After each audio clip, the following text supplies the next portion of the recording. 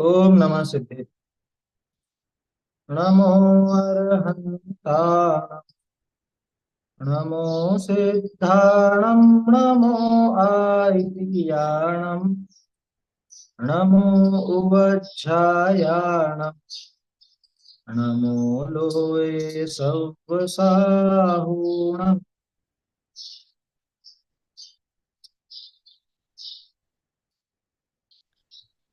पंडित जी, मंगलाचरण करते हैं। वहां पे वो पूछना था कि मत्त भ्रमद नाद द्रवित कोपम, यहाँ पे मत्तब बोलना है क्या? वो समझ नहीं आया था। मत्तब क्यों हाँ। बोलना है? मत्तब क्यों बोलना पंडित मत, जी? मतलब अभी अभी मत्तत करते हैं बात। नहीं, डबल ता लगा है तो मत्तत नहीं आएगा क्या? कैसा अभी है? मंगलाचरण कर ले, फिर करते हैं चर्चा अपन। जी जी, ठीक है, ठीक है। चलिए, मंगलाचरण कौन करना चाहते हैं?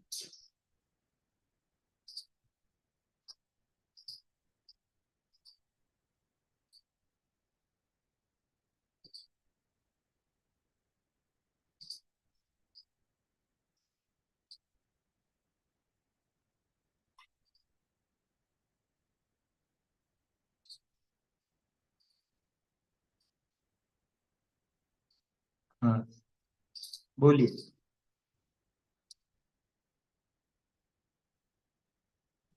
तामर प्रणतमौलिमणिप्रभाणां मुद्योतकं दलितपापतमोवितानम् सम्यक् प्रणम्य जिनपादयुगं युगादा वालम्बनं भवजले पततां जनानाम्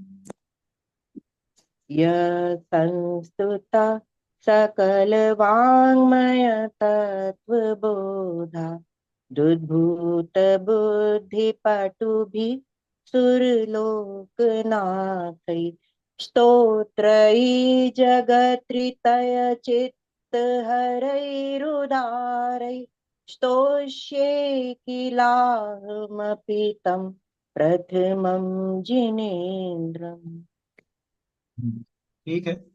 पहले छंद में जो युगादा, वहां पे अगर अपन ने ब्रेक लिया, जैसे युगादो आलम्बनम, संधि तोड़ करके वहां बोला जाता है। चलिए, कल अपन ने 37वें 38वें श्लोक तक बात की थी।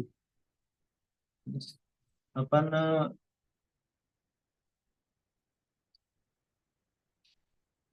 25वें से बोलते हैं।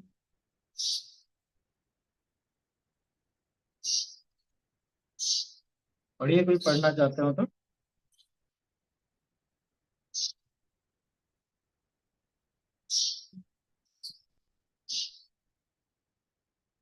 हाँ, पढ़िए।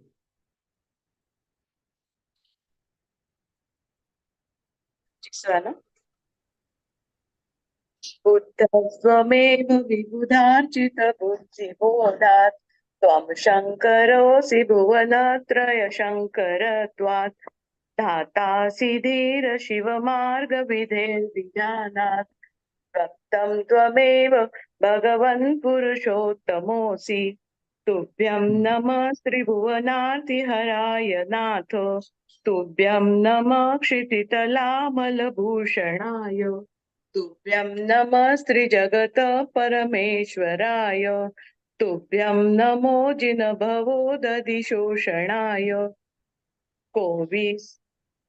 आगे बोलूं क्या? पढ़िए। हाँ, पढ़िए पढ़िए।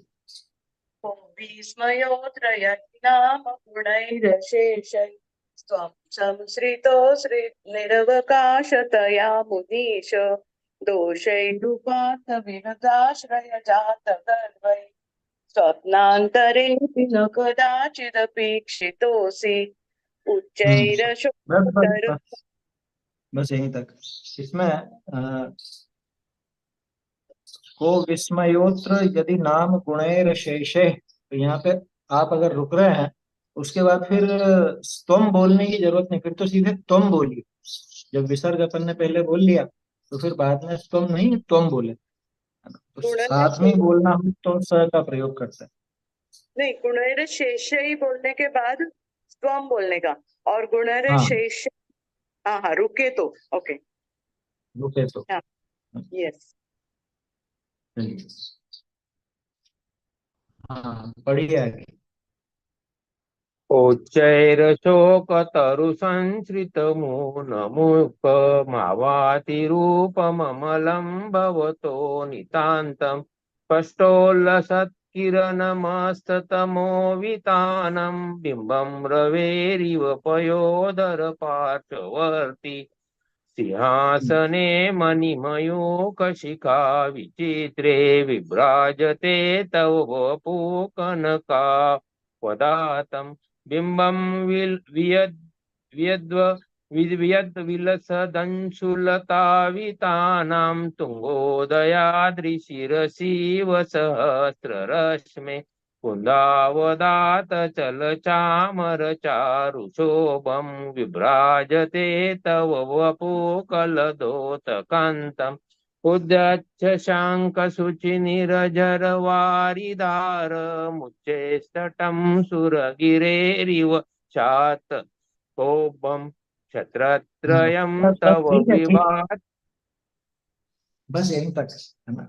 थोड़ा सा वो अभ्यास और बनेगा तो फ्लो बढ़िया हो जाएगा, बीच में अटकाव जो है।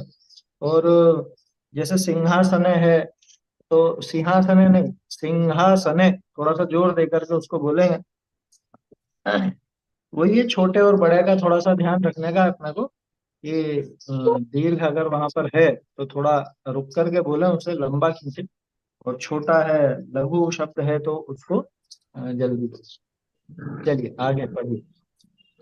छत्रत्रयं तव विभाति शशाङ्ककान्तमुच्चै स्थितं स्थगितभानुकर प्रतापं मुक्ताफलप्रकरजालविवृद्धशोभं प्रख्यापयति जगतः परमेश्वरत्वं गम्भीरतारवपूरितदिग्विभागस्त्रैलोक्यलोकशुभसङ्गमभूतिदक्ष सद्धर्मराज जय घोषण घोषक सन हेदुन्दुभिर्स्त्वनित ये यशस्तवादि मंदार ध्वनित नहीं सुंदर है, ध्वनित नहीं, ध्वनति, ध्वनति।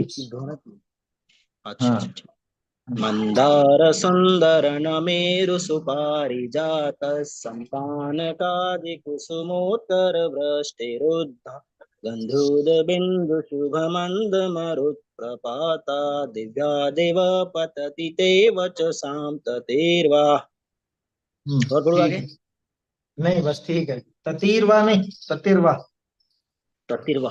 छोटे ही। हाँ। चलिए आगे, और कोई पढ़ना चाहता है?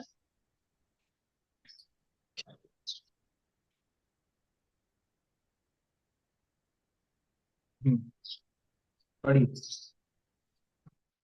शुम्भप्रभा वलय भूरि विभूस्ते लोकत्रये द्युतिमतां द्युतिमाक्षिपन्ति प्रोद्यदिवाकर निरन्तर भूरि संख्या दीप्त्या जयत्यपि निशामपि सोम सौम्या।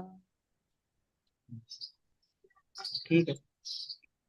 स्वर्गापवर्ग गम मार्ग विमार्ग रेष्ट सधर्म तत्व कथनैक पटु स्त्रीलोक्या दिव्य ध्वनिर्भवति ते विशदार्ध सर्व भाषा स्वभाव परिणाम गुणैः प्रयोज्य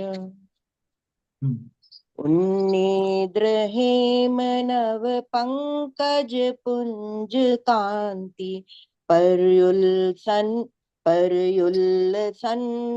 मयूख शिखाभिरामौ पादौ पदानि तव यत्र जिनेन्द्र दत्ता पद्मानि तत्र विबुधा परिकल्पयन्ति। ठीक है। बस वही है कि शुरुआत में अपने को दीर्घ लेकर के चलना चाहिए। कई जगह तो आपने ध्यान रखा, कई जगह थोड़ा वो जो फ्लो चलता है उसी में बोलने में आ जाता है। हो जाएगा धीरे धीरे अभ्यास से। दो श्लोक और हैं, कोई और बोलना चाहते हो?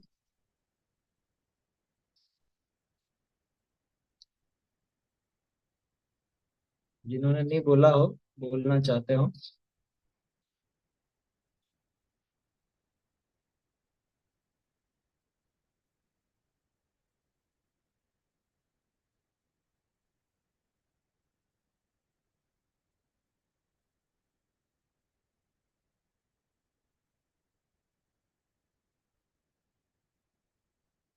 चलिए, हाँ बोलिए।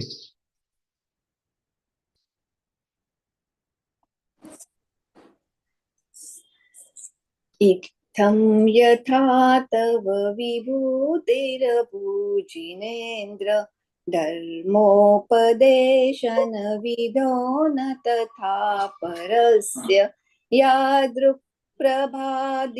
कृतप्रहतान्धकारा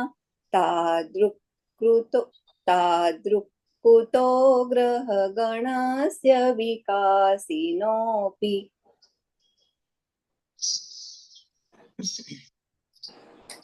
सही है। चोतन्मदाविलविलोलकपोलमूल मत्तभ्रमरनादविवृद्धकोपम् ऐरावताभमिव मुद्गतमापतन्तं दृष्ट्वा भयं भवति नो भवदाश्रितानाम्। ठीक है। इसमें जो शुरू में प्रश्न था कि मत्तब भ्रमत भ, ये मत्तब भ्रमत क्यों बोल रहे हैं अपन? ये असल में संस्कृत में ये नियम है कि जहां मिश्रित वर्ण हो, तो भ्रमद है ना, भ्रमद। अब वो भ्रमद का जो भ है वो त के साथ में ही जोर देकर बोला जाए, मत्तब भ्रमत, ऐसा है ना। तो उसमें कोई समस्या नहीं है। शुरू में एक प्रश्न पूछा गया ना कि भाई मतलब भ्रमद में भ कहाँ से आया, तो भ्रमद है वो, मतलब भ्रमद भ्रमर, तो भ्रमद भ्रमर दो तरफ से आ गया, दो दो जगह भ है। ठीक है, बोलिए।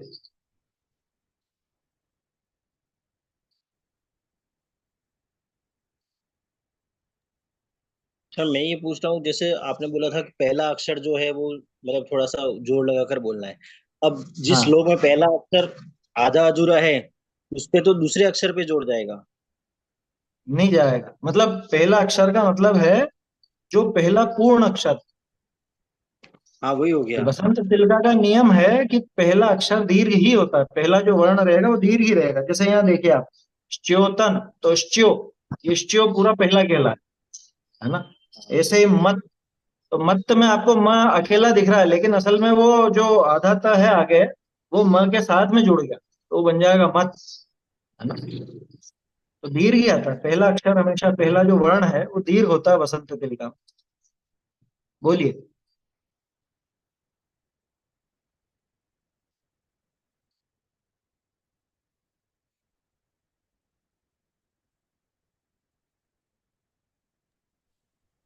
ये ना ऐसा सुनाई देता है मत द भ्रमद, एक्चुअली नहीं नहीं नहीं, मत द नहीं है, मत तब भ्रमत भ्रमर, इस तरह से मत बनेगा। हाँ हाँ मत तो पर ये आता है तो भ्र के पहले तो द लगता है, ऐसा नहीं ना? नहीं नहीं, भ के हाँ पहले द कहाँ है, त है वहां तो। हाँ है भ्रमर के लेकिन पहले लगता है। भ्रमर में जो भ है उसके पहले त है। हाँ हाँ अच्छा, लेकिन सुनाई वैसे देता था, इसलिए मुझे लगा मत्तद भ्रमद नहीं नहीं, भ्रमर मत्तद भ्रमर नहीं, मतलब भ्रमत भ्रमर, ऐसा है। मत्तद भ्रमर। ओके। हाँ, बोलिए। ये बराबर है क्या? शोच तन्मदा नहीं नहीं, विलोलक पोल च्योतन मूल च्योतन पहिला, हाँ, च्योतन, चोतन मना है बोलने का, हाँ, चोतन। आधा श है ना, च्योतन। हाँ हाँ, हम्म, चोतन मदा, हम्म। चोतन मदाविल एक लेने का है क्या फिर? हाँ, वो असल में पूरा एक ही है, वो पूरी दो लाइनें ही एक ही है। उसमें आप हाँ, अगर कोशिश कर सकते हैं तो गैप ना दें तो अच्छा, क्योंकि पूरा का पूरा एक एक बार, पद है वो। एक बार बोल के दिखाओ ना। हाँ हाँ। सोच। हाँ। च्योतन्मदाविल विलोल कपोल मूल मत्त भ्रमद भ्रमर नाद विविध कोपम। ये पूरा एक पद है। ठीक। चलिए तो कल अपन ने विलोल कपोल मूल मत प्रमद भ्रमर नाद विव्रत कोपम। वो आएगा नीचे पहले वाली से। लाइन से थोड़ा सा हो जाएगा स्लो के हिसाब से। अब अभ्यास करेंगे तो हो जाए। चलिए तो कल अपन ने ये यहाँ तक की चर्चा की थी कि आपका जो भक्त है जिसने आपका आश्रय लिया है उसको हाथी वगैरह का भी भय नहीं होता। सामने हाथी आ जाए, अरे साक्षात वो मारने को तैयार हो हाथी है, तो भी वो घबराता नहीं। क्यों? क्योंकि उसने आपका आश्रय लिया। और अपन ने कल आत्मा पर भी घटित कर कर देखी ये बात कि भाई जिसने अपने आत्म स्वरूप का आश्रय लिया अब उसे क्या भय। सोचो, जब तोड़रमल जी जैसे गृहस्थ को ही भय नहीं रहा तो साक्षात मुनिराज को कैसे भय। हाथी वगैरह का कुछ भय होगा क्या? तो उनको ऐसा कोई भय नहीं होता क्योंकि वो तो अपने आत्म स्वरूप को जान चुके। भगवान के स्वरूप को जानकर अपने आत्म स्वरूप को जान चुके। चलिए अब आगे 39वां श्लोक अपन देखते हैं। हेडिंग पे जैसे लिखा लिखा है सिंह भय निवारक। असल में ये श्लोक बोलने से निवारण नहीं होगा उस भय का। ये तो जिनेन्द्र देव की विशेषता है कि हे प्रभु आप शेर का भय भी दूर कर देते। जिनेन्द्र देव है सिंह भय निवारक, है ना। बोलते हैं भिन्नेभ कुंभ गलदोज्ज्वल शोणिताक्त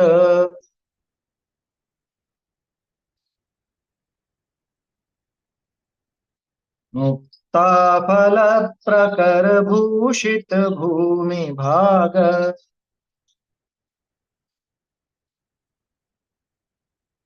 बद्ध क्रम क्रमगतं हरिणाधिपोऽपि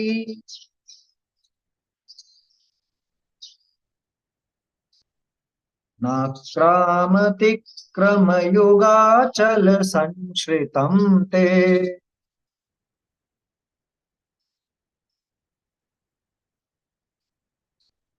भिन्नेभ कुंभ गलदोज्ज्वल शोणिताक्त ताफल प्रकर भूषित भूमि भाग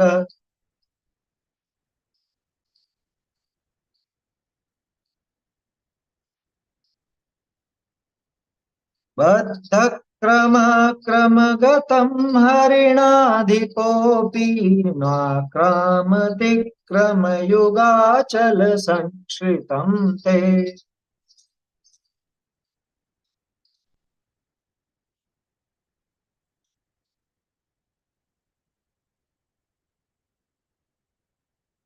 देखिए जैसे पिछले श्लोक में अपन ने देखा था कि शुरू की दो लाइनें पूरा एक पद थी, ऐसे ही इस छंद में भी पूरी शुरू की दो लाइनें पूरा मिलकर के एक पद बनाती है ना।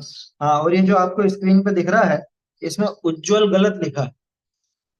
उज्जवल में ज पूरा नहीं होता, दोनों ज अधूरे होते हैं। आया समझ में? उज्जवल नहीं होता, उज्जवल होता है, उज्जवल।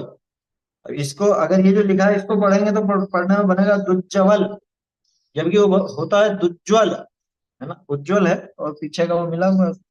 देखते हैं अपन। पहली लाइन जो है ये पूरा एक ही पद है। भिन्न इभ भिन्नेभ, है ना। पिछले श्लोक में भी इभ शब्द आया था।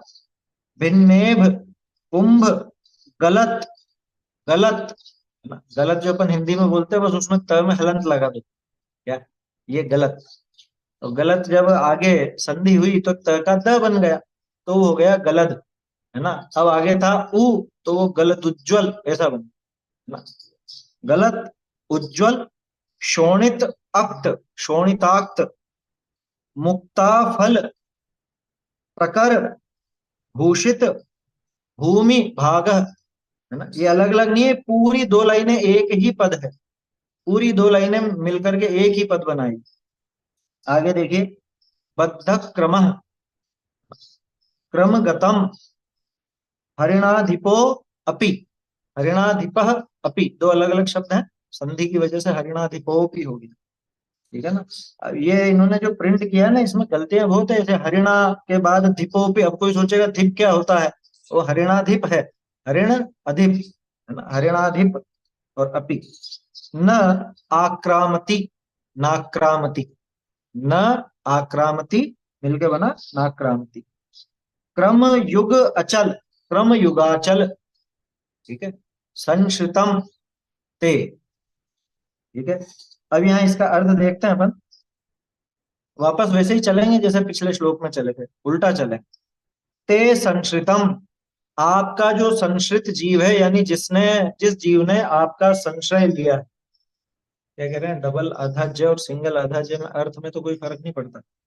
नहीं देखो वहां पे क्या है, असल में मूल शब्द है ज्वल, ज्वल में उपसर्ग लगा उत, तो बना उज्ज्वल, इसलिए दो आधे ज। जो एक ही आधे ज का प्रयोग करे तो वो गलत, क्योंकि उ तो कोई उपसर्ग होता नहीं, उत जरूर होता। उत का त और इधर ज्वल का ज, तो इधर ज था तो वो त भी ज बन गया, तो दो आधे ज हो, इसलिए दो आधे ज लिखते हैं और दो आधे ज बोले। वो तो भाषा की वजह से है ऐसा। उज्ज्वल सही शब्द ही यही। बहुत से लोग अपना नाम ही गलत लिखते हैं, उज्ज्वल लिखते हैं उसमें एक ही आधा ज लिखते हैं, वो गलत है ना। उज्ज्वल में दो आधे ज होते हैं। चलिए अर्थ देखते हैं। ते संश्रितम, आपके संश्रित यानी आपका आश्रय लेने वाले। अच्छा, लेकिन आपके क्या, आपकी किस चीज का आश्रय लिया, आपके क्रम युगाचल संश्रितम, ये पूरा एक पद है, क्रम युगाचल संश्रितम एक साथ। आपके क्रम युग रूपी अचल, क्रम यानी पैर, पैरों को भी क्रम कहा जाता है, समझ में ही बात, पैरों को भी क्रम कहा जाता है, चरण युगल भी कहते हैं, क्रम युगल भी कहते हैं। तो आपके क्रम युगल, क्रम युगल तो जानते ही हो आप, युगल माने जोड़ा, तो क्रम युग अचल, आपके दो पैर रूपी पर्वत, पर्वत, आपके दो पैर रूपी पर्वतों का जिन्होंने आश्रय लिया है, वो हो गए युगाचल संश्रितम। आपका भक्त जिसने आपके दो चरण रूपी पर्वतों का आश्रय लिया। अभी तो सामान्य शब्दार्थ देखते हैं, उसके बाद फिर इसमें और भी अर्थ भरा हुआ है काफी कुछ। उसको, आपके उस संश्रित जीव का, आपके क्रम युग रूपी अचल का संश्रय लेने वाले जीव को न आक्रामती, यानी कि उसका आक्रमण नहीं करता या उसको उलांघता नहीं है। देखो आक्रामती शब्द का जो अर्थ है वो सिर्फ आक्रमण से नहीं, उल्लांघने से भी है। आगे दो श्लोक बाद ही, मतलब 41वें श्लोक में ये आक्रामती शब्द वापस आएगा, वहां पे आक्रमण का अर्थ नहीं है, वो उल्लांघने का अर्थ। तो वो उसको उल्लांघता नहीं अथवा उसका, उस पर आक्रमण नहीं करता। कौन नहीं करता, हरिणाधिपोपि, हरिणाधिप, हरिणाधिप, हरिणाधिप किसको कहा जाता है, मृगेंद्र, मृगेंद्र किसे कहते हैं, सिंह को, शेर को। तो हरिणाधिप जो है वो शेर का विशेषण, ऐसा सिंह जो हरिणाधिप यानी जंगल का राजा। हरिण शब्द हिरणों के लिए है ना, और हिरणों का राजा, हिरणों का राजा नहीं, सारे जंगल के जानवरों का राजा, ऐसा वो हरिणाधिप, वो भी है ना, अपि यानी भी, तो वो सिंह भी आपके चरण युगल के, चरण युगल रूपी पर्वत का आश्रय लेने वाले भव्य जीव पर आक्रमण नहीं करता अथवा उसको उल्लांघता भी नहीं है, उसकी बात का भी उल्लंघन नहीं करता। ये भी अर्थ निकलता है इसका, उसकी बात का भी उल्लंघन नहीं करता।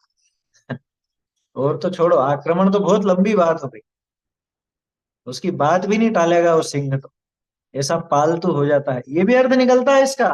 अब इस अर्थ पे कोई ध्यान देता नहीं है, लेकिन ज्यादातर वो आक्रमण पे ध्यान देता है।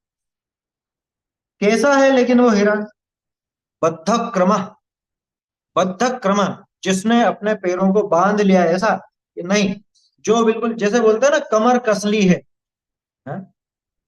करबद्ध निवेदन, हाथ ऐसे बांध करके निवेदन किया जाता है, वो करबद्ध, ऐसे क्रमबद्ध, बद्ध क्रम, जिसने अपने पैरों को बांध लिया, माने बिल्कुल छलांग लगाने को तैयार बैठा, ऐसा बद्ध क्रम मतलब छलांग लगाने को तैयार बैठा हुआ है, वो बद्ध क्रम। ठीक है, अभी इसमें और गंभीर बात निकलने वाली है, पहले तो सामान्य शब्दार्थ देख रहे हैं अपन।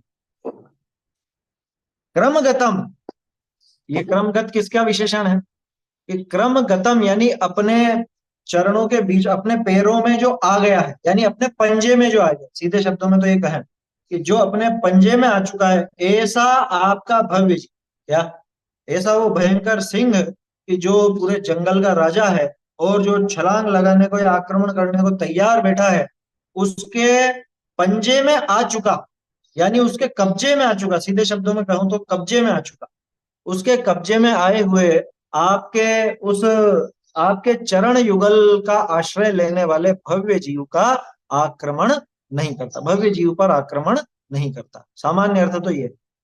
अभी और अर्थ देखेंगे, पहले अपन ऊपर वाली लाइन देखें। हिरण, वो सिंह कैसा, क्या किया सिंह ने, ये भी देख लो। भूषित भूमि भाग भागर, कि उसने भूमि के भाग को यानी उस जमीन के हिस्से को भूषित कर दिया, सुशोभित कर दिया। किससे है? मुक्ता फल प्रकर, मोती, मुक्ता फल माने मोती और प्रकर माने समूह, मोतियों के समूह से जिसने उस भूभाग को, उस जमीन के हिस्से को सुशोभित कर दिया। कहां से लिया है मोती? सिंह मोती कहां से लाया? ये और कोई मोती नहीं है, वो पिछले श्लोक में जो हाथी की बात आई थी ना, ऐसा ही मद झड़ता हुआ हाथी। अब देखो एक और कहावत है, कहावत क्या है, होते ही है, गज मोती होते हैं, गज मोती। हाथी का जो मद झड़ता है वो उसके मस्तक में मोतियों की संरचना होती है, और उसके मस्तक से फाड़ करके वो गजमोती निकाले जाते है ना, बड़े बड़े मोती होते हैं, वो गजमोती कहलाते हैं।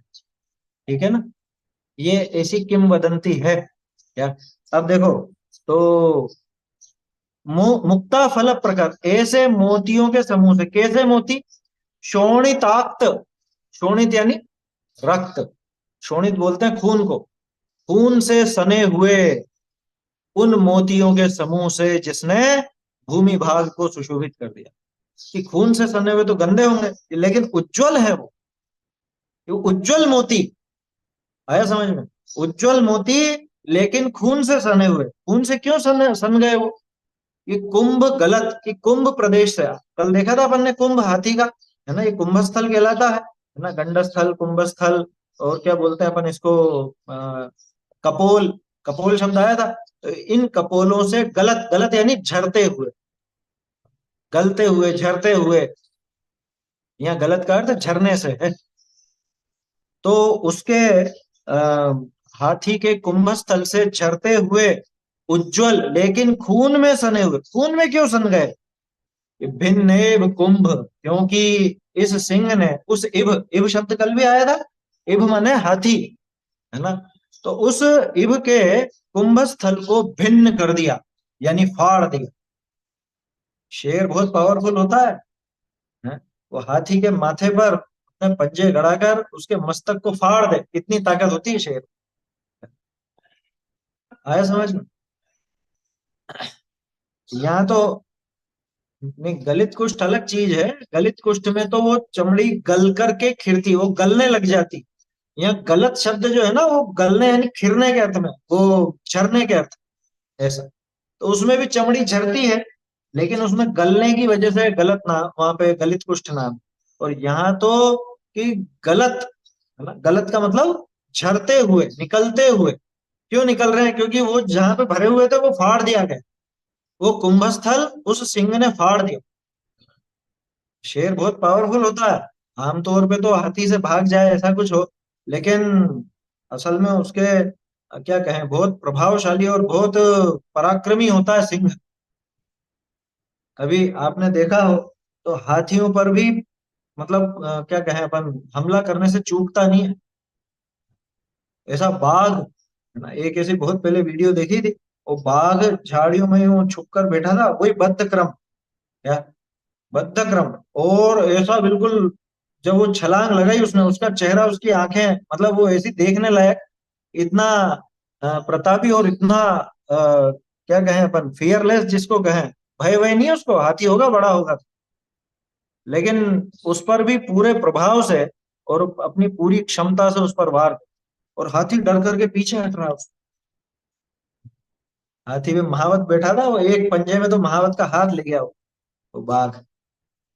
आया समझ में? ऐसा यूं जो छलांग लगाई, अब हाथी भी 8-9 फीट का तो होता ही है है? ऐसी छलांग लगा करके, और उस पर जो महावत बैठा उसके वहां पे हाथ पड़ा तो हाथ ही अलग हो गया, इतना पावरफुल होता है सिंह।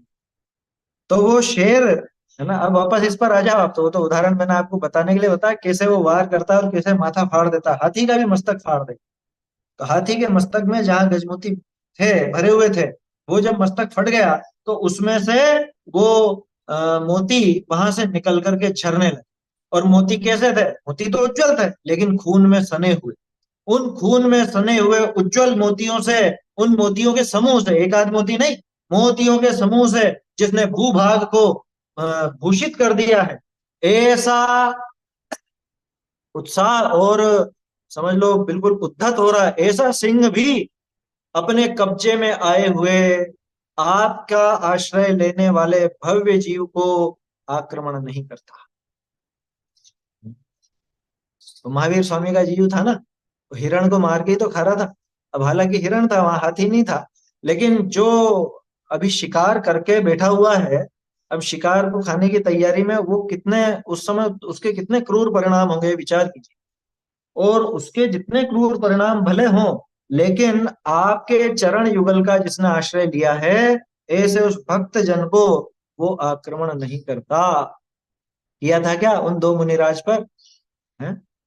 नहीं किया। शिकार करके ही तो बैठा था ना वो भी, और खा ही रहा था। उसने उन मुनिराजों को देखा, और देख करके उन पर आक्रमण करना तो छोड़ो, उनकी बात का भी उल्लंघन नहीं कर सका। है? मैंने कहा था ना, ये भी अर्थ है इसमें। नाक्रामती, उनको उलांग नहीं सकता, माने उनकी बात का उल्लंघन नहीं कर सकता। है?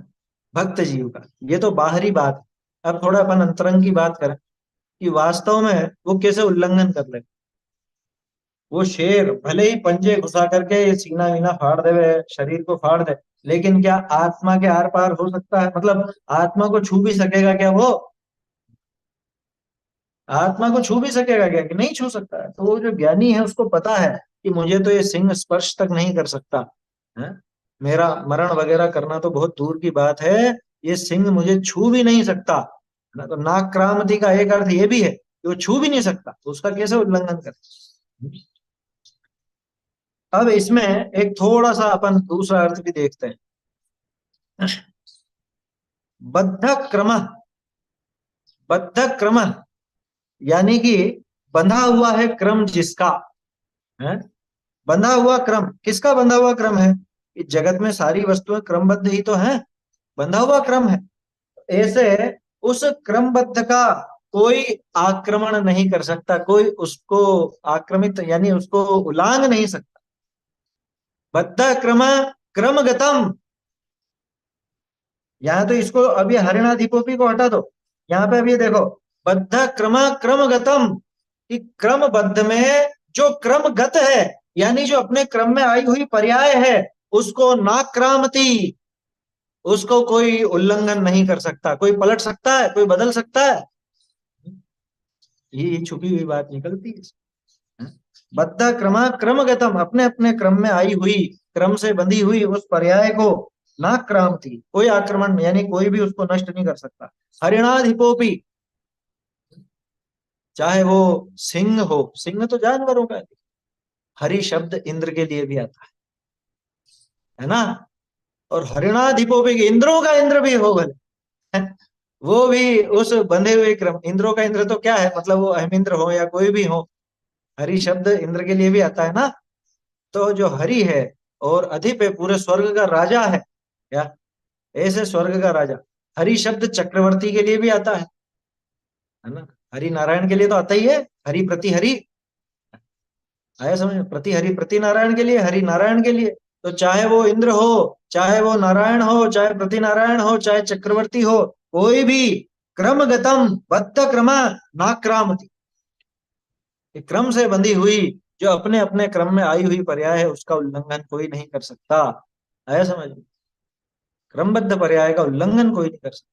कैसे करे बताओ?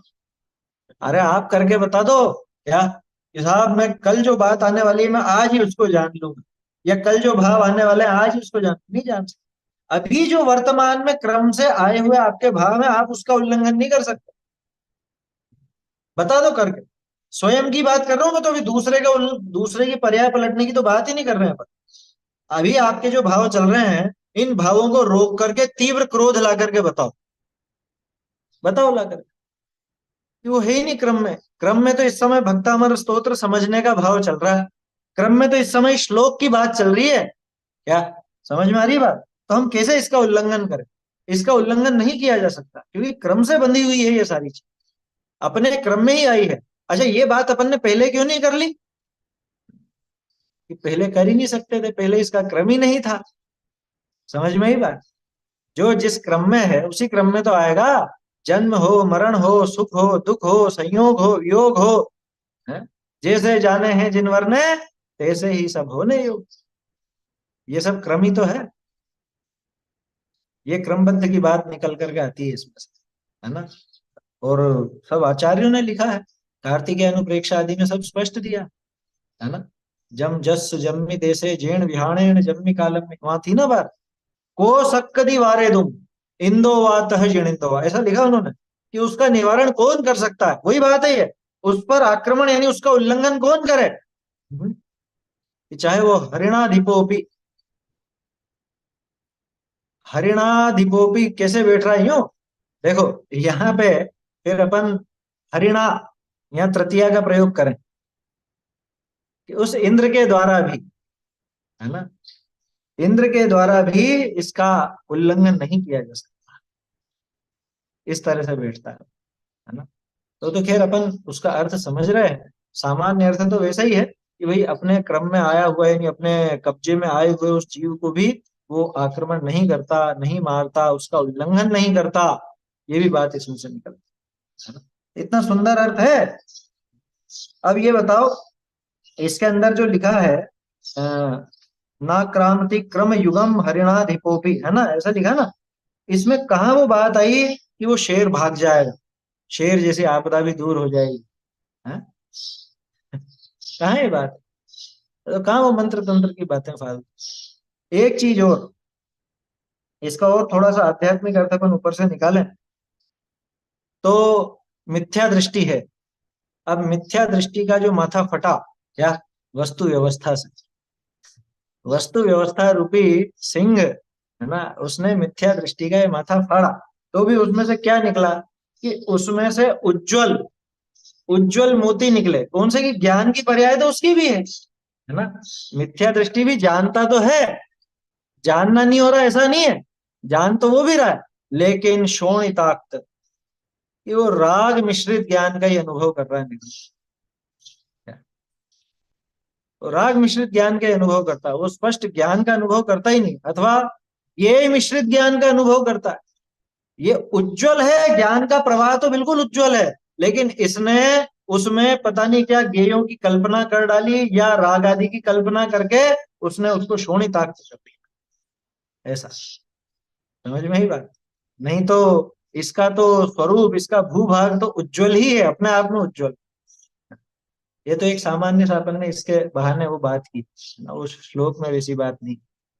तो एक अपन ने इस पर चर्चा की कि भाई मिथ्या दृष्टि भी हो चाहे सम्यक दृष्टि, कोई भी हो, है ना। अरे आबाल सभी गोपाल सुलभ सबको चिन्मय अभिराम, लेकिन किंतु पर सत्ता में प्रतिबद्ध, ये आगे उसने शोणिताक्त कर दिया उसको। ये मिश्रित ज्ञान कहते ही वो ज्ञान की बात, ज्ञान जहाँ चल रहा है, अब ज्ञान के स्वरूप को न देख करके वो गेयों की तरफ ही उसका मुख्य आकर्षण होता है, तो उसको गेय मिश्रित ज्ञान का ही अनुभव होता है। जैसे हाथी ईख घास को एक मेक कर खाता है।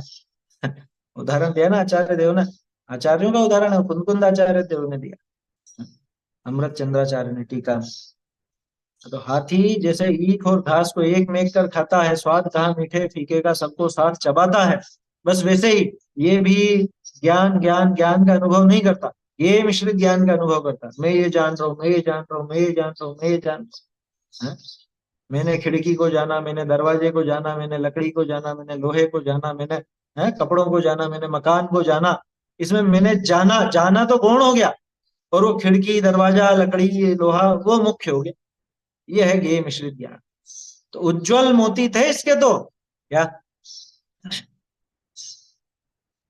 हाँ उज्जवल मोती थे इसके तो, लेकिन इसने खुद ने अपनी गलती से, अपने अपराध से उनको शोणिताक्त कर दिया। क्या ऐसा यहाँ पे अपने को अर्थ इससे समझना चाहिए। बाकी तो सिंपल है, बिल्कुल सीधा है। हे प्रभु, आपके क्या कह रहे हैं, बाल गोपाल को निश्चय नहीं कर, वो अलग है थोड़ी सी बात वहां पर, है ना, वो चीज थोड़ी अलग है वहां। हालांकि वहां क्या कहें अपन, अ, परम शुद्ध निश्चय नय अथवा वो जो द्रव्यार्थिक नय का सबसे ऊंचा भेद कहलाता है, सबसे निरपेक्ष, वो बात वहां लगती है। बाकी फिर भी थोड़ी सी अलग चर्चा है। चलिए, वो ज्यादा क्लिष्ट नहीं हो जाए बहुत से लोगों को। अपन वापस इस श्लोक पर आते हैं। तो श्लोक का सीधा अर्थ समझ में आया कि जिसने हाथियों के मस्तक का विदारण कर दिया हो, ऐसा सिंह जो घात लगाए तैयार बैठा है, और उसके कब्जे में आ जाने पर भी वो अब आपके भगत को, आपके भक्त को आक्रमण नहीं करता, उस पर आक्रमण नहीं करता। क्यों नहीं करता? बात तो ये खड़ी होती, पिछले श्लोक में भी ये बात अधूरी रह गई थी। क्यों नहीं करता? वो हाथी का भय आदि क्यों नहीं होता, या हाथी वगैरह से उसको कोई पीड़ा क्यों नहीं होती? इसलिए नहीं, क्योंकि आपकी भक्ति के प्रताप से उसके कुछ पुण्य तो बंधा ही है, और वो जो पुण्य बंधा है वो पुण्य अपना फल दिखाता है। ध्यान रखना, लेकिन सामान्य कथन है, क्योंकि अभी आप कह सकते हो कि मुनिराजों पे ही उपसर्ग कर दिया हाथी ने, सिंह ने, फिर है। तो ये तो एक सामान्य बात है कि चूंकि आपके भक्त के ऐसा विशिष्ट पुण्य बंधा है, तो पहली बात तो उसके पुण्य के उदय से, पुण्य के प्रभाव से ये हाथी शेर वगैरह उस पर आक्रमण नहीं करते, एक बात। दूसरी बात, यदि कदाचित पिछला कोई ऐसा पाप का उदय हो जिस वजह से इसके ऊपर आक्रमण हो भी जाए, तो भी ये घबराता नहीं है। खास बात यह है, आक्रमण हो चाहे ना हो वो तो एक अलग मुद्दा है, लेकिन ये उनसे डरता नहीं है, घबराता नहीं। क्यों? क्योंकि इसने आपका आश्रय लिया है, और आपके बताए हुए मार्ग पर चलकर अपने आत्म स्वभाव का आश्रय लिया है, इस वजह से। ठीक है ना? चलिए श्लोक बोल लेते हैं ये, फिर आगे बढ़ते हैं। भिन्नेभ कुंभ गलदुज्ज्वल शोणितात् मुक्ता फल प्रकर भूषित भूमि भाग बद्ध क्रम क्रम गतम हरिणाधिपोपि नाक्रामति क्रम युगाचल संश्रितम ते। बोलिए। गजमोती के लिए फिर जैसे बिखरे हुए अनंत गुण भी ले सकते हैं ना, वो जो मलिन हुए हाँ, हुए। ले सकते हैं, है ना।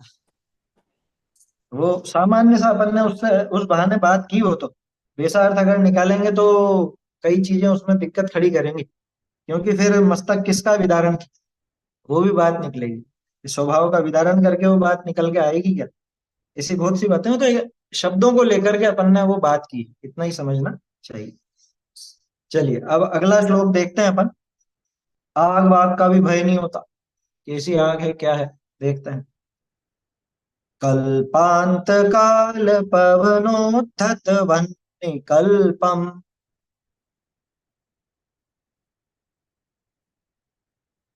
दावानलम ज्वलितमुज्ज्वलमुत्स्फुलिंगम्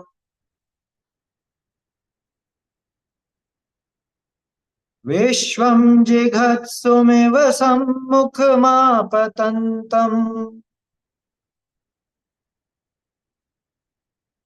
त्वन्नाम कीर्तन जलम शमयत्य शेषम्।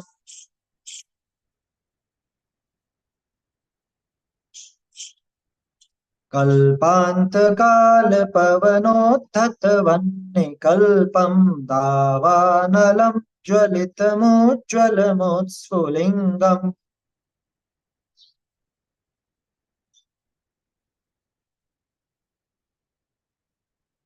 विश्वं जिघत्सुमिव सम्मुखमापतन्तम् त्वन्नाम कीर्तन जलम शमयत्य शेषम्।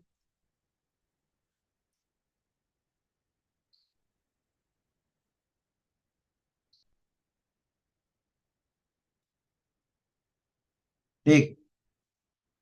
और यहाँ थोड़ी सी राहत है कि वो पहली दो लाइनें एक ही पद नहीं है, है ना, लेकिन एक एक लाइन का एक एक पद जरूर है। कल्पांत काल, कल्पांत काल, पवन उद्धत, पवनोद्धत, वन्नी कल्पम। मैंने पहले भी आप लोगों को बताया था, ये वन्नी नहीं है, ये वन्नी है।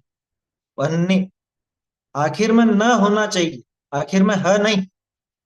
व आधा ह और न में एक ही मात्रा, वन्नी, ना कि वन्नी।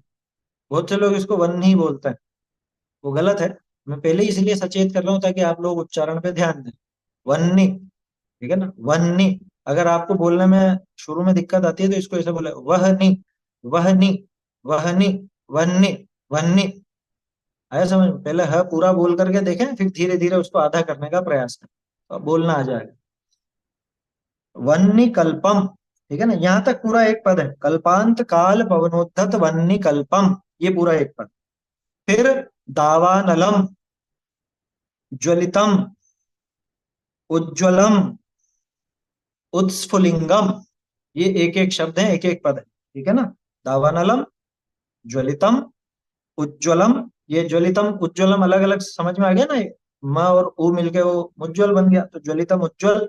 और फिर आगे वापस म था, लेकिन उत्स्फुलिंगम के उ से मिलके मुत्स्फुलिंगम बन गया। विश्वम, जिघत्सुम इव, ये अलग अलग शब्द हैं। जिघत्सुम इव, जिघत्सुम इव। सम्मुखम, आपतंतम, मिलके बनेगा सम्मुखम आपतंतम। त्वत् नाम कीर्तन जलम, त्वत् अलग है और नाम कीर्तन जलम एक, ठीक है ना। नाम कीर्तन जलम शमयति अशेषम, मिलके बन जाएगा शमयत्य शेषम, ठीक है ना। शमयति अशेषम, दो अलग अलग। देखते हैं इसको। कल्पांत काल पवनोद्धत वन्नी कल्पम। कल्पांत काल, कल्पांत तो जानते हैं आप, प्रलय। कल्पांत काल माने प्रलय का। तो प्रलय काल में जो पवन चलती है, प्रलय काल की हवाएं बहुत खतरनाक होती, ऐसी थोड़ी ना हवाएं जैसे मंद सुगंधित पवन चल रही, वो तो तूफान है। और ये तूफान भी कहीं नहीं लगे, ऐसी है, ऐसी भयंकर हवाएं क्या, कि जो बड़े बड़े पर्वतों को चलायमान कर दे, पर्वतों को उड़ा देवे, ऐसी हवाएं। ऐसी हवाओं के द्वारा उद्धत, ऐसी हवाओं के द्वारा बहुत तीव्रता से फैली हुई वन्नी, वन्नी मतलब अग्नि, आग। तो पवनोद्धत वन्नी कल्पम, कल्पम यानी उसके समान। या कि साहब ऐसी आग लगी, कैसी, कि जैसी प्रलय काल की हवाओं के द्वारा छेड़ी गई आग, है ना। प्रलय काल में जो हवाएं चलती है उनके द्वारा छेड़ी गई आग के समान। दावानलम, दावानल, दावानल किसको बोलते हैं? दाव माने होता है जंगल, और जंगल में जो आग लगती है ना उसको बोलते हैं दावानल। तीन तरह की अग्नि प्रसिद्ध है, वैसे चार तरह की। तीन तरह की तो ऐसी जो थोड़ी सी अलग ही होती है। एक कहलाती है दावानल, दाव में जो लगे यानी जंगल में लगे, दावाग्नि भी कहते हैं, दावानल भी कहते हैं। दूसरी होती है जठरानल, जठराग्नि, जो अपने पेट में होती है ना, जिसकी वजह से आपको भूख लगती है और जो खाना पचाने का काम करती है ना, वो किंवदंती जैसी। और तीसरी एक होती है बड़वानल, बड़वानल जो समुद्र के नीचे है। ऐसा कहा जाता है कि समुद्र के नीचे भी वो भयंकर आग है जो उस समुद्र को बढ़ने से रोकती है, समझ में? उल्टा भी कह सकते हो, उस आग को इस समुद्र ने रोक रखा है, नहीं तो इस पूरी दुनिया को जला के राख कर दे। तो वो आग तो क्या है असल में, धरती के अंदर की जो गर्मी है वही है ना? खैर, अपने को उसकी चर्चा नहीं करनी। और तीसरी चौथी आग जो आपकी रसोई में खाना पकाने में काम आती है वो है। तो ये कौन सी आग है? दावानल की बात है, मतलब कोई आदमी जंगल में फंस गया उसकी बात कह रहे हैं यहाँ। देखो, पहले हाथी की बात आ गई, फिर शेर की बात आ गई, अब जंगल की आग की बात आ गई। माने कोई बहुत बुरी तरह से जंगल में फंसा हुआ जीव है क्या, तो वो भी आपका भक्त हो तो भयभीत नहीं होता है। कि कल्पांत काल में चलने वाली हवाओं के द्वारा उद्धत की हुई अग्नि के समान जो दावानल है। और कैसा दावानल है? ज्वलितम, भयंकर जल रही है, भयंकर रूप से जल रही है। और उज्ज्वलम, उत्स्फुलिंगम, देखो आग में उज्ज्वलता तो होती है ना। अच्छा, यहाँ पे उज्ज्वलता का अर्थ वो शोभायमान जैसा उज्ज्वल नहीं है। उज्ज्वल, ऊपर की तरफ जलती हुई, उठती हुई अग्नि। क्या उज्ज्वल का ऐसा अर्थ लेना, ऊपर की तरफ जलती हुई, जैसे भी आग ऊपर की तरफ ही बढ़ती है, जलते जलते हमेशा ऊपर की तरफ ही आग बढ़ा करती है। तो उज्ज्वलम।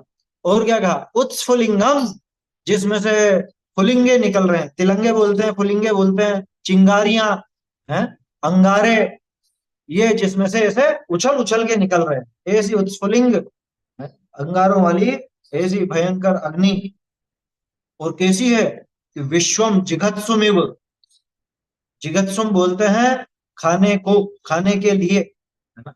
जैसे मान लो पूरे विश्व को ही निगल जाएगी, विश्वम जिघत्सुम इव, है ना, विश्व को निगलने वाली के समान। ये आग क्या है, तो पूरे दुनिया को निगल जाएगी अपने अंदर। ऐसी सम्मुखम आपतंतम, सामने ही आ पड़ी हो, बिल्कुल सामने आ गई हो जंगल की आग बढ़ते बढ़ते। आप सोचो सामने कैसे आ जाएगी, हम भाग नहीं जाएंगे। कभी जंगल की आग के बारे में आप जानोगे तो पता चलेगा जंगल की आग कितनी तेजी से फैलती, बचने का मौका नहीं मिलता। अरे आपसे तेज भागने वाले जानवर उसमें फंस के मर जाते हैं। जंगल की आग चारों तरफ से घेरती और बहुत तेजी से फैलती है, बहुत तेजी से, है ना। जंगल में जब आग फैलती है मामूली बात नहीं है वो, इतनी तेजी से फैलती है कि बुझाए नहीं बुझती। तो पहले अभी 2-4 दिन पहले भी अपन ने चर्चा की थी ना, वो जैसे वहां पे आग लगती है जंगलों में, है, वो ऑस्ट्रेलिया में लगी थी, अमेरिका में लगती है, वहां पे ऐसे ऐसे जंगलों में लाखों प्राणी जल के मर जाते हैं। तो क्या लोगों ने बुझाने की कोशिश नहीं की होगी, कि जितनी तेजी से वो बुझाने की कोशिश करते हैं उससे तेजी से वो फैलती है, इसलिए बुझा नहीं पाते थे। एक को जाने का आग लगी थी, वो 2 साल तक नहीं बुझा पाए थे। सोचो, इधर बुझा में उधर लगे, इधर बुझा में उधर लगे, इतनी तेजी से फैलती हुई और भयंकर रूप से जलती हुई पूरे विश्व को जलाकर भस्म कर देने को तैयार ऐसी अपने सामने आ पड़ी हो। तो ऐसी सामने आ पड़ी उस आग को भी त्वं नाम कीर्तन, त्वत, त्वत यानी तुम्हारे, नाम कीर्तन जलम, आपका जो नाम का कीर्तन, यानी कि आपके नाम के कीर्तन रूपी जल से शमयति अशेषम, शमयति, शमयति यानी ठंडी पड़ जाती, शांत हो जाती, अशेषम, अशेष का मतलब संपूर्ण, संपूर्ण रूप से शांत हो जाती। ये गजब हो गया, पूरी दुनिया को खाने को तैयार बैठी थी अग्नि, है ना, लेकिन आपके नाम मात्र से, आपके नाम के स्मरण रूपी जल से, आपके नाम के कीर्तन रूपी जल से है प्रभु, ये अग्नि भी शांति को प्राप्त हो जाती है, यानी कि नष्ट हो जाती, बुझ जाती, शमयति, शमन हो जाती, अग्नि शमन बोलते हैं ना, इस आग का शमन हो जाता है। समझ में आ रही बात, कि आपका नाम रूपी जल ऐसा गजब का है। हाँ, और सीता जी का प्रसंग है तो सही, सीता जी का प्रसंग कैसा, वो आग लग गई थी ना, वो आग में लग क्या गई थी, उसके अंदर वो अग्नि परीक्षा देनी थी, है? लेकिन सीता जी बिल्कुल पवित्र थे, शील इतना पवित्र था कि वो आग का ही पानी हो गया, हो गई ना, शमयत्य शेषम। उस आग का वर्णन भी बहुत जबरदस्त है पद्म पुराण में। और वहां जब देवों ने वो आग को बुझा करके वहां पानी किया, तो पानी भी कितना फैला, उसका भी वर्णन जबरदस्त। सब लोग डूबने लग गए थे, घबरा गए थे सारे के साथ, सिर्फ सीता जी और लव कुश ये दोनों ऊपर सुरक्षित थे, बाकी सब डूबने लगे। फिर वो तो जैसे तैसे बाद में मामला ठंडा पड़ा तो वो पानी भी उतरा, है ना। नहीं तो पहले तो आग के मारे परेशान, और फिर बाद में आग बुझी तो ऐसी बुझी कि वो पानी पानी पानी पानी सब जगह। प्रश्न तो ये है कि वो आग का पानी कैसे, क्योंकि हे प्रभु सीता जी ने भी आपका ही निरंतर स्मरण किया। हे प्रभु आपने जिस आत्म स्वरूप को दिखाया, सीता जी निरंतर उस आत्म स्वरूप का ध्यान करती थी, निरंतर उस स्वरूप का चिंतन कर रही थी, उससे वो जो अग्नि थी वो अग्नि भी बिल्कुल ठंडी पड़ गई, शांत हो गई। समझ में ही बात। खैर वो तो कृत्रिम अग्नि थी, जलाई हुई थी, लेकिन दावाग्नि ये तो अपने आप लगती है और भयंकर रूप से फैलती है, ये भी शांत हो जाती है आपके नाम स्मरण से। तो यहाँ पे भी नाम स्मरण का अर्थ वही लेना, भगवान के स्वरूप को समझे तो नाम स्मरण कर सके। भगवान का स्वरूप ही अगर नहीं समझे तो नाम स्मरण करके क्या होगा। जिनेन्द्र देव का खूब ही नाम बोलता हो, खूब गुणगान करता हो, जय जिनेन्द्र करता रहता हो, है, या अरहंत सिद्ध दिन भर बोलता रहता हो, उसके बाद क्या अग्नि उसको परेशान नहीं कर सकती क्या। अरे जब मुनिराज जो कि स्वयं पंच परमेष्ठी में आते हैं उन पर भी उपसर्ग हुआ और अग्नि आदि में जला दिए गए, है ना, जल करके भी मरे ना बहुत से, मतलब मरे क्या, वहां पे तो मोक्ष हुआ, जल करके भी आयु पूरी हुई। तो इसलिए ऐसा नहीं समझना कि साहब ये फिर क्या प्रभाव पड़ा इसका, भगवान के नाम स्मरण का क्या प्रभाव रहा। नाम स्मरण का अर्थ यहाँ पे भगवान के स्वरूप का स्मरण लेना।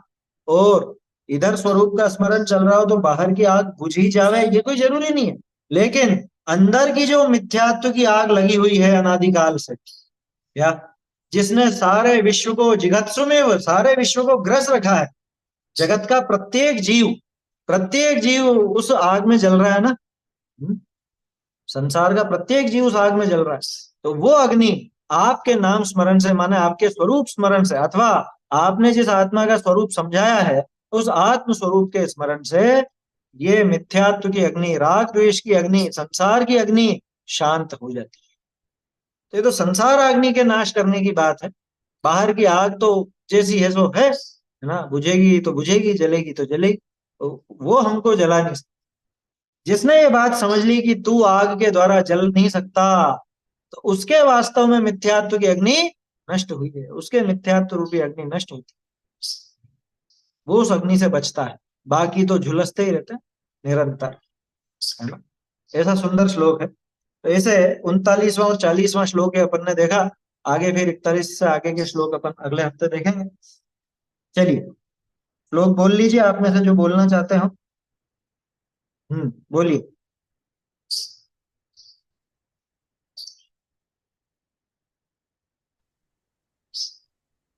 भिन्ने बिकुंभ गलदुज्ज्वल शोणिताक्ष मुक्ता फल प्रकर भूषित भूमि भागा बद्ध क्रमाक्रम गतम हरणाधिदोपि नाक्रामति क्रम युगाचल संसृतम ते।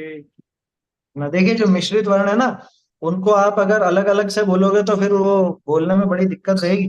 जैसे मुक्ता फल प्रकर, ऐसे नहीं, मुक्ता फल प्रकर, उसका जो प है वो ल के साथ जाए। ऐसे बद्ध क्रम क्रमगतम, ऐसे वो गलत हो जाए। जी चलिए आगे बोलिए। कल्पांत काल पवनोदत वह्निकल्पम दावानलम ज्वलित मुज्ज्वल मुत्स्फुलिंगम विश्वम जिगत सुमिव सम्मुखमापतंतम तन्नाम कीर्तन जलम समयत शेषम। हम्म, ठीक है। तो शुरू में बस दीर्घ का ध्यान रखें। बोलिए। भिन्नेभ कुम्भगलदुज्ज्वल शोणिताक्ष मुक्ताफल प्रकर भूषित भूमिभाग बद्ध क्रम क्रमगतं हरिणाधिपोऽपि नाक्रामते क्रमयुगाचल संश्रितं ते। ठीक।